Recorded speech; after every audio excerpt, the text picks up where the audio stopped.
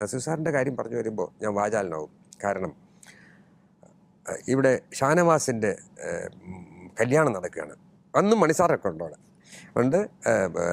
CH Muhammad Sahib അങ്ങനെയുള്ള പ്രഗത്ഭമതി കാരണം sir ഒക്കെ ലീഡർ എല്ലാവരും ഉള്ള ഒരു സ്ഥലത്ത് വെച്ചിട്ട് ജനം ഇങ്ങനെ തിങ്ങി നിൽക്കുക.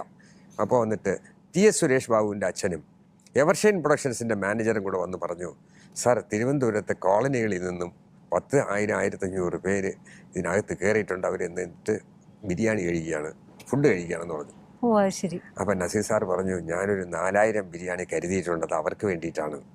അവരുടെ ടിക്കറ്റും എടുത്ത് അവർ കഷ്ടപ്പെട്ട് അവർ അധ്വാനിച്ച് വന്നിട്ട് അവർ ടിക്കറ്റ് എടുത്തുകൊണ്ടാണ് ഞാനൊരു താരമായത്. പിന്നെ അവർ കഴിക്കാനല്ല വന്നത്, ഞങ്ങളെയൊക്കെ കാണാനാണ്. അതിൻ്റെ ഇടയിൽ കൂടെ ഭക്ഷണം കഴിച്ചുകൊണ്ട് പോട്ടെ. ആ വലിയ മനസ്സ് കണ്ടോ സത്യം.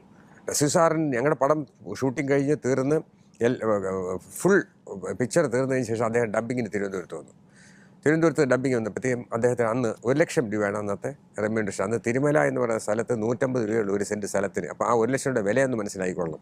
ഇന്ന് 10,00,000 രൂപയുള്ള സ്ഥലത്തിന് 150 രൂപ വിലയുള്ളൂ. 1,00,000 രൂപ അദ്ദേഹത്തിൻ്റെ ബാലൻസ് എമൗണ്ട് 50,000 റുപ്പീസ് അങ്ങ് കൊടുത്തു.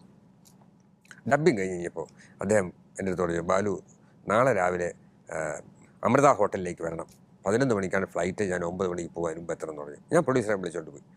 അത് 25,000 രൂപ എടുത്ത് തിരിച്ച് പ്രൊഡ്യൂസറുടെ എൻ്റെ കയ്യിൽ തന്നു, വെച്ചോളൂ എന്ന് പറഞ്ഞു. ഞാനത് പ്രൊഡ്യൂസർ കൊടുത്തു. അദ്ദേഹം പറഞ്ഞത് 20 ദിവസത്തെ ഡേറ്റാണ് ബാലു മേടിച്ചത്. 14 ദിവസം കൊണ്ട് പടം തീർന്നു. ബാക്കി 6 ദിവസം ഞാൻ വേറെ ആൾക്ക് വിറ്റ് കാശ് മേടിച്ചു. അപ്പം ഞാൻ എന്തിനാണ് നിങ്ങളുടെ 25,000 രൂപ ഞാൻ സൂക്ഷിക്കണം, ഞാൻ അപ്പുറത്ത് എനിക്ക് കിട്ടിയല്ലോ. ഈ മനസ്സ് ആർക്കുണ്ടാവും? ഇത്രയേറെ ഒന്നും കൂടെ പറഞ്ഞിട്ട് നിർത്താം.